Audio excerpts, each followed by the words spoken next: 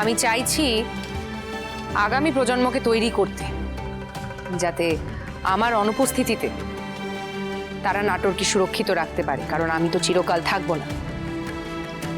এবার আমি ডেকে নেব আমার একমাত্র কন্যা রাজকুমারী তারা সুন্দরী এবং জামাতা রাঘবেন্দ্র লাহিড়ীকে। দেন মশাই।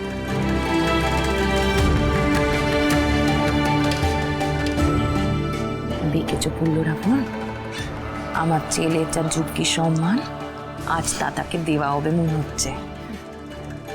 কোনো বিশ্বাস নেই দিদি, না জানো অব্দি ওই রাজরানীকে কোনো বিশ্বাস নেই। তাই বলছি এখনই এত নাচন কতন করবেন না। আসুন আপনারা। এসো।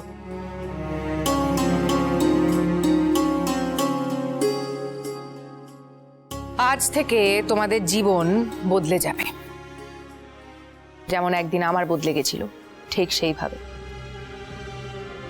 এই রাজধর্মের দায়িত্ব পালন করা যেমন গর্বের, তেমনই পীড়ার, কিন্তু তেমনই যন্ত্রণার। কারণ রাজধর্ম সবকিছুর উপরে। এখানে দেখবে আপন পর সব মিলেমিশে একাকার হয়ে গেছে। কোনো কোনো পরিস্থিতিতে মানবিকতা দেখানোর কোনো জায়গা থাকে না। তখন শুধুমাত্র এক শাসক হিসেবেই সিদ্ধান্ত নেওয়া যায়, আর তার উপরে কেউ থাকে না, না মা, না বাবা, না বোন, না ভাই, না স্বামী। রাজধর্ম এই সব সম্পর্কের উপরে। দেখেছেন দিদি, কথা চিরি দেখুন একবার। কাল আপনার পোলাও আপনাকে দোষ কিন্তু ক্ষমা করব না। রাজা হিসাবে সে কিন্তু সব দেখব। আমার স্বামীর সাথে যেমন হইল, আমার সৌর ঠাকুর আর আবার শাওরি মা, আপনার সাথেও কিন্তু তেমনটাই হইতে পারে।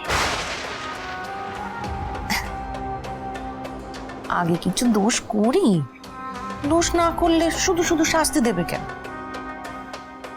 সেই দেখুন কি হয়। তাই আমি সিদ্ধান্ত নিয়েছি যে আজ থেকে তোমরা দুজনে মিলে একটু একটু করে নাটোরের এই দায়িত্ব নিতে শিখবে। রাজরানী, আপনি যতদিন আছেন ততদিন কি সত্যি এই নাটোরের আমাদের কোনো প্রয়োজন আছে? হ্যাঁ মা, এই কাজ আমরা তোমার মতো পারবো না। এই রাজ সিংহাসনে তুমিই শ্রেষ্ঠ, তোমাকেই মানায়। এই যে কিছুক্ষণ আগে বললাম রাজকুমারী যে আমি চিরকাল থাকবো না, আমার বয়স হচ্ছে, সময় তো আর থেমে নেই, নদীর স্রোতের মতন বয়ে চলেছে। তাই আমি চাই যে নাটোর আমার অনুপস্থিতিতেও সুরক্ষিত থাকুক।